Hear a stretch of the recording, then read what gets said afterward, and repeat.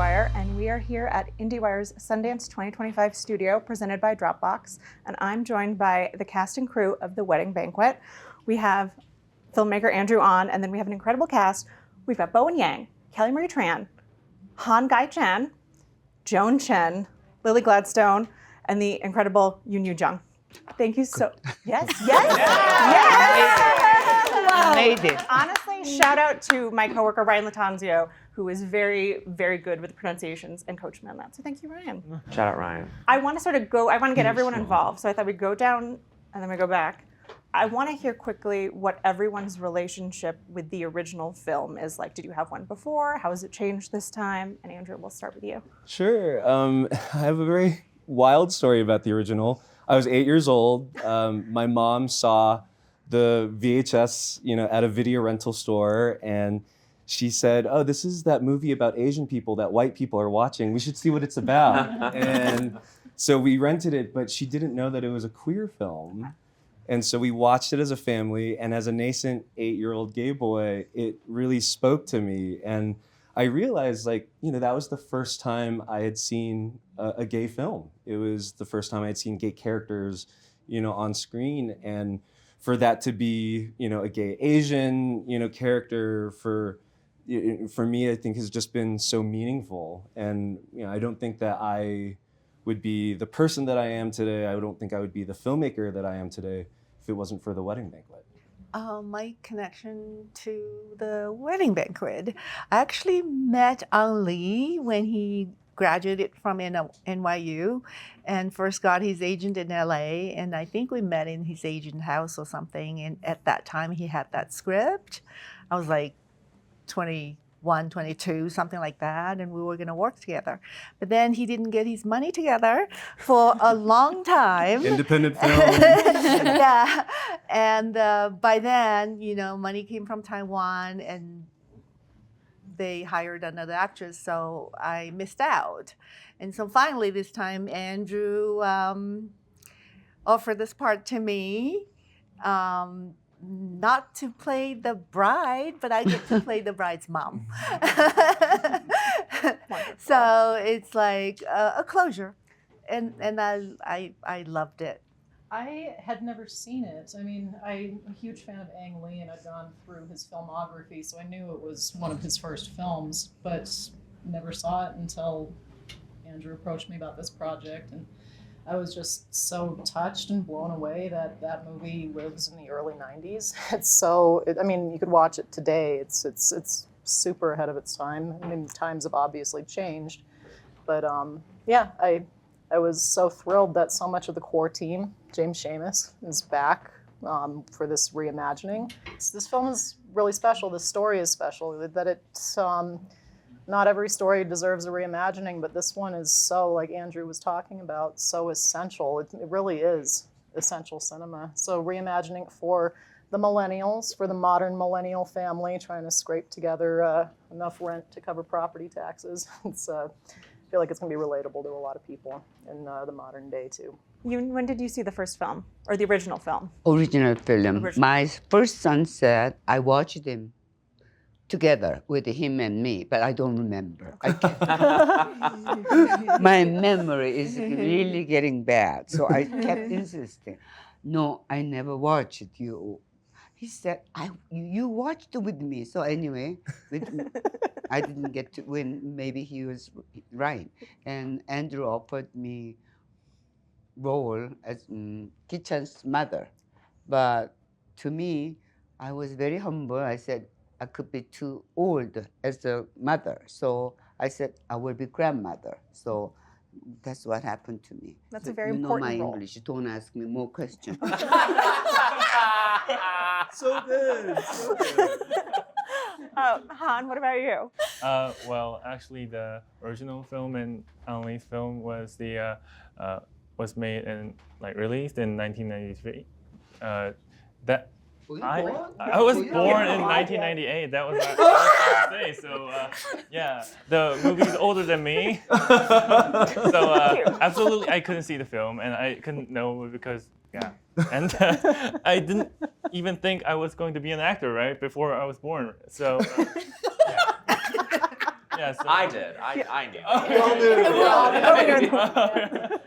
knew. So yeah, I knew the Wedding Banquet original film because of Andrew, and I saw the movie after filming this recent Andrew film because I didn't want to like copy or follow the characters they made, and yeah, that's why after like few months ago, like 1 month ago, I saw the movie, and I could find a real few similar scenes. Different story you cannot copy Right. from the original. Absolutely. We are doing reimagination. Yes. Kelly? My dad is a huge fan of movies, so I had seen this movie with him when I was a kid, but I don't think I understood it. I am also not as young as Yi-chung, but I was born in 1989. But I did a rewatch recently, like very recently. I was telling Andrew in the car that there's so many little references that I think people will really enjoy in our new reimagined version. And obviously just a great honor to be here with all of these icons. Yeah.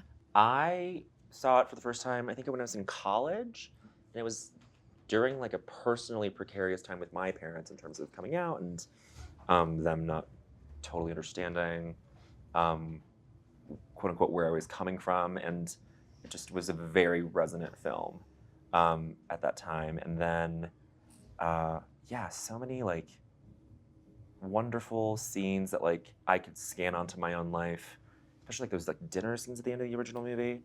And then that last shot, it really jump-started this love I have for the TWA terminal.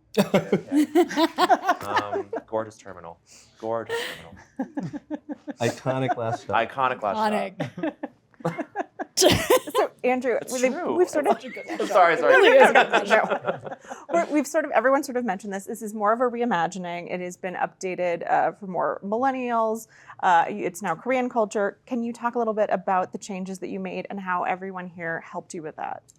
Yeah, I think one of the big kind of differences for the queer community, from 1993 to now is that in the U.S. now we can get married, right? And so for me, I was wrestling with this idea of, well, if we can get gay married now, why would we have a fake straight wedding, right? And so that became this question of, well, gosh, as like, a person that now has the option, like, should we? Do we want to? Like, and so that was one part of the kind of adaptation, and then the other part was, kind of my own desire to, be a father and have kids, and having really tricky conversations with my partner about that, and just knowing that as a queer couple, like we can't like whoopsie daisy a baby into existence. You have to be really intentional, and so any hesitation becomes a big obstacle. And so I kind of took my relationship and split it between these two couples, between Chris and Min, and between Angela and Lee, to create what I think is a really modern kind of queer family story. How do we, make chosen family? How does chosen family turn into family, through marriage and children? How do we build a home? And so, that I think is really the inspiration, for this reimagining. Obviously, we really wanted to talk about kind of, the previous generations, and so having grandmother and mother, and knowing how, all of that affects how we become, parents. And so it's just this really special, incredibly personal story that, I am so proud to share with people. I wondered, especially for the younger members of the cast, what of your own experiences you might have brought to these characters, and what sort of personal growth you found while making this film. I know it was pretty revelatory for a few of you. If there's anything that comes to mind. Everyone's looking at Bowen. Oh. And then they're looking at Kelly. Only because I can't turn my head all the way around. Right. I just Kelly. Okay, so everyone's looking at Kelly. Yes. Okay, great. Yeah, I think for me, the relationship between Joan's character and my character was really personal. It felt like I came out to my parents and it was complicated. And I think a lot of that is sort of poured into Angela in a way that, I don't know, at the time I was like, this is healthy and cathartic, right? And I think it was. I think by the end of it, I was like, I feel very healed by being able to make art about something that was so difficult, and to make it with such an incredible group of people. And truly, from day one, it really felt like we all were on the same page. Everyone was so supportive. It was just a place to play, and it was so safe. Yeah, it was really healing for me. The film's premiering tomorrow night at Sundance. It looks to be very fun, very emotional. What is everyone's hope and expectation for how tomorrow night is going to go? If you can even think of that. Yeah. You know, it's I mentioned before that it's a very personal story, and I'll say, you know, my boyfriend who is so much the inspiration. Like there are literal lines lifted from our fights, like in the film. You know, I'm excited for him to see it. He hasn't seen a cut of it. No. But I think what's really helpful to me is that I've had such wonderful collaborators who've kind of taken some of, you know, the authorship away from me, which I'm very happy about, you know, and the process has been so organic. I mean, you know, Youn Yuh-jung 선생님, you know, that idea of like, I'm gonna make this character, you know, Min's grandmother, you know, and then Lily, you know, changing the name of the character to Lee, Yep. you know. Yeah. What was it before? It was Liz. Yeah. And there was part of me that's like, I don't really want to play a lesbian named Liz. On the nose. Loved the Lee, but actually the Lee came from a shortening of since Kelly's character is Angela. I decided that because it takes place in Seattle, there's a significantly underrepresented tribal entity fighting for federal recognition. That is Chief Seattle's nation, the Duwamish, aren't currently federally recognized as a tribe and have been trying to be and petitioning for a long time. So art is transcendence. It's how we shape society as artists. So it was important to me to make my character Duwamish. A Duwamish person on Duwamish land has not really been seen in cinema before. So it was that little thing. And a really famous figure in Duwamish culture, Chief Seattle's daughter, was Princess Angeline. So I said I would like my character to be named after Angeline, but since it's Angela, just funny little backstory. It's like, well, I just go by Lee. And then as we were filming, we're like, oh my God, we're Ang Lee. Yeah. I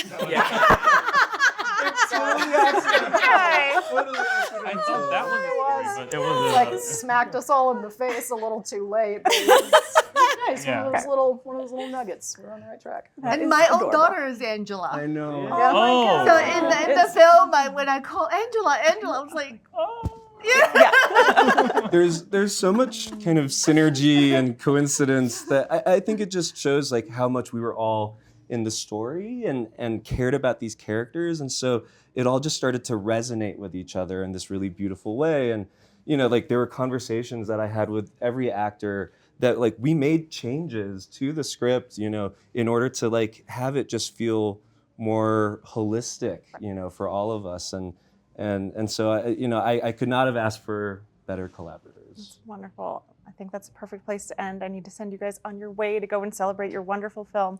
Thank you so much for being here. Congratulations. Thank you. Thank you so much.